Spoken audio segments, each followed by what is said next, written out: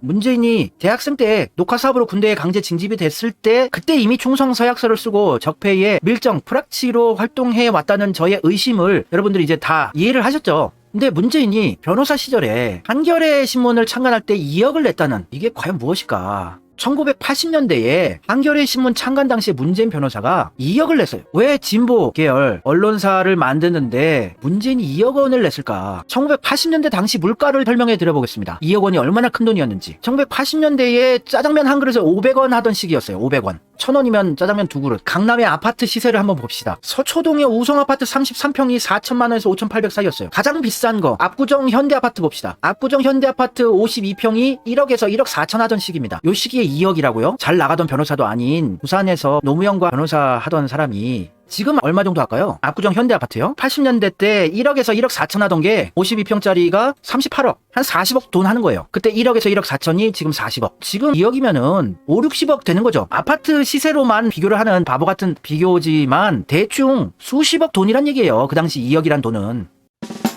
문재인이 그때 그렇게 많이 벌던 잘 나가는 변호사도 아니었고 집이 잘 살던 집도 아니었는데 어디서 2억을 났을까? 그렇다고 문재인이 기부 왕도 아니에요. 기부 잘하고 이런 사람 아닙니다. 기부해봤자 자기 고향에 500만 원 기부 정도 하는 사람이에요. 문재인은 재난지원금 60만 원 기부하는 사람입니다. 기부하는 거 좋아하고 이러던 사람도 아니에요. 부잣집 금수저도 아니고 지금 돈은 많을 텐데 앞치마를 7만 8천 원에 팔고 장사하는 사람입니다. 돈 아까워가지고 자기 책방에 자원봉사자 50명을 공짜로 열정페이로 모집을 하는 사람이에요. 돈 아까워서 달달달달 떠는 사람이 왜 그 당시에 2억을 한겨레 창간 당시에 기부를 했을까? 토리 라떼라고 시골에서 6,800원에 커피를 팔면서 한 푼도 손해를 안 보려던 사람이 왜 한겨레 신문 창간할 때 2억을 기부를 했을까?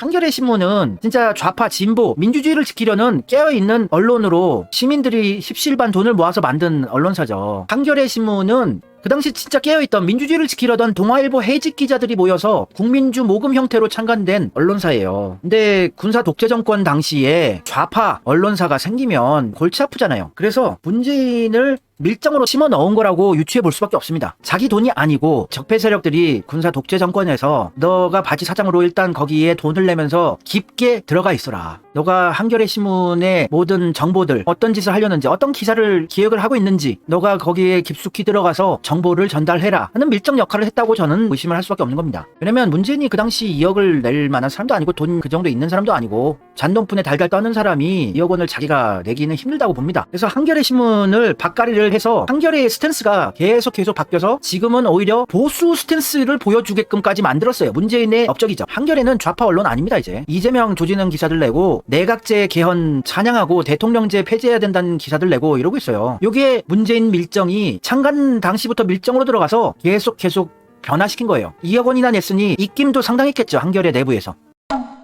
1987 영화 보시면 아시겠지만 이한열 열사의 죽음의 의혹들을 보도하고 이러던 게 깨어있던 동아일보, 조선일보 기자들이었어요. 그 당시에 해직된 기자들이 만든 언론사인데 군사 독재 정권에게 해가 될 만한 기사 내지 않나 의심을 해볼 수밖에 없죠. 지금 한겨레는 내각제 개헌 얘기 겁나게 하고 있어요. 문재인이 원하는 스탠스를 보여주고 있는 거죠. 기사들 보면 대통령제의 위험, 30년 전 경고 현실화하다. 대통령제의 문제점을 지적하면서 뒤로 내각제 개헌을 자꾸 선동질하는 기사를 계속 내고 있는 게 한겨레예요. 지금 동아일보 당시 해직 기자들은 진짜 민주주의 지키려는 깨어있는 분들이었어요. 1987 영화 시간 되면 한번 다시 보세요. 거기 보면 그 당시 언론은 살아있었구나. 그 당시 해직됐던 기자들은 참 고생을 했지만 동아일보에 남아있던 자들은 이낙연 같은 윤영찬, 이동관 이런 자들은 보수 스탠스로서 출세하고 특파원도 하고 잘 사는 거고 해직 기자들은 고생하고 사는 거죠. 이렇게 적폐들이 뒤에서 물밑 작업을 무시무시하게 한다는 것을 인식하셔야 되는 거예요. 문재인이 통제할 수 있는 언론사들은 상당합니다. 한겨레, MBC, 프레시앙, 오마이뉴스, 서울신문, 헤럴드경제 굉장히 많습니다. 문재인 친문이 언더 컨트롤, 통제 하에 있는 언론사도 상당해요. 문재인 힘이 없는 게 아닙니다. 그걸로 이재명 죽이게 하고 개혁파들 죽이게 하고 있죠.